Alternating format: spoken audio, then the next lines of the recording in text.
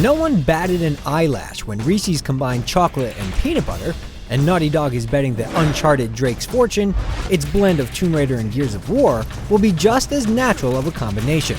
Undeniably pretty, is Uncharted equal to the sum of its parts?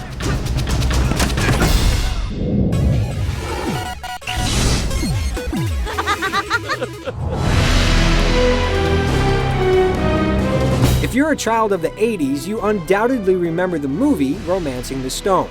Swap in Nathan Drake for Michael Douglas, Elena for Kathleen Turner, and the Lost Treasure of El Dorado for the Stone, and you have a dead ringer in Uncharted.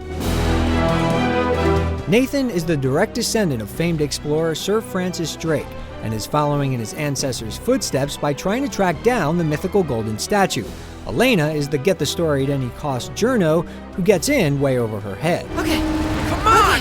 Cue a rough-cut sidekick named Sully. Nate, do you trust me? A villain with an accent. But he's made grand promises before. And corny love-in-the-bud moments, and you've got all the makings of a story that puts the ham in ham-fisted.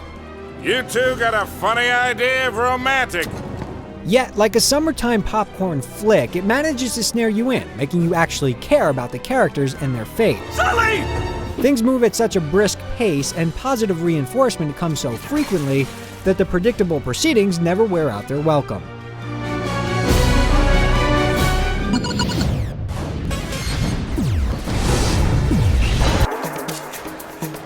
There's only one way to go in Uncharted. There are no branching paths and no deviation from the primary quest. Getting stuck or lost is practically impossible.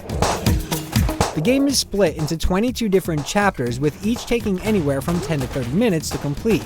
Novice players will be lucky to get 10 hours out of the quest, and aside from achievements and 60 different items to collect that will unlock a variety of bonus content, there's not much reason to go back and play it again.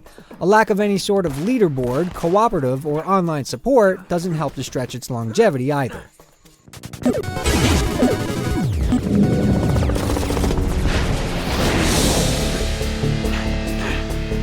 Uncharted mixes things up with a variety of gameplay types. Nathan will find himself at the turret of a Jeep, behind the handlebars of a jet ski, and taking command of Gatling guns. But these are mere side dishes compared to the platforming and gunplay that dominate the experience. We're not talking about platforming in the sense of timing and judging distance. Things are much more simplified here and automatic. It's more about figuring out which way to jump than executing the perfect leap. Just like the rest of the game, there's one predetermined way to get through each gauntlet, and progressing is often more of a case of whether you see a well-disguised handhold or not. Even so, the levels are designed in such a way that you'll regularly take leaps of faith, crossing your fingers that Drake can hold on with his. There's also a handful of puzzles to complete, but they amount to little more than bumps in the long road of gunplay. Kill.Switch started it, Gears of War perfected it, and Uncharted revisits it with success. And by it, we mean stop-and-pop gun battles utilizing a cover system.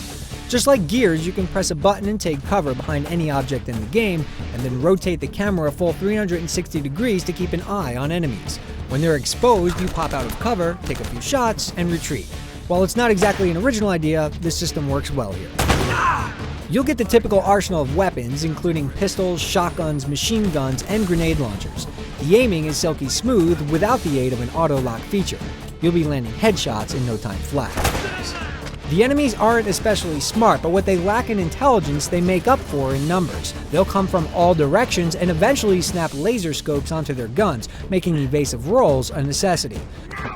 Boss fights are basically non-existent, and you get a smattering of context-sensitive moments that happen so infrequently that you're never really prepared for them when they do. Hand-to-hand combat is a possibility, but we don't recommend it.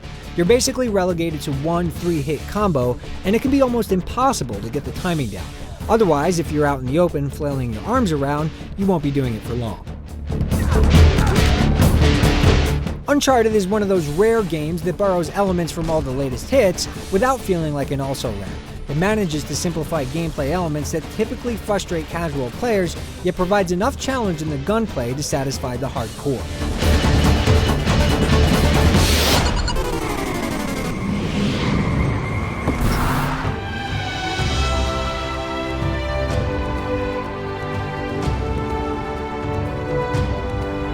We've waited a while for a PlayStation 3 game that truly separates itself from Xbox 360 software, and we finally have it.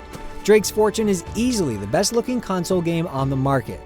I'll be damned. We could run down a laundry list of effects, but what really sets Uncharted apart is the attention to detail. Plants sway as characters brush past them, reflections on the water dip and sway with the ripples, and Drake actually looks wet when he gets out of it. The animation here is also outstanding, with smooth transitions between every moment in the game, and characters accounting for and reacting to every piece of geometry. The audio features a rousing orchestral score and some excellent voice work that perfectly fits each character's personality. Well, not quite what you were expecting, huh? Yeah. Where's all the damn gold? It goes a long way towards engaging the player, and where production values are concerned, Uncharted lives up to its name. Uncharted Drake's Fortune doesn't do a thing that other games haven't done before, but it's a well-executed compilation of all the gameplay mechanics that have worked over the past few years.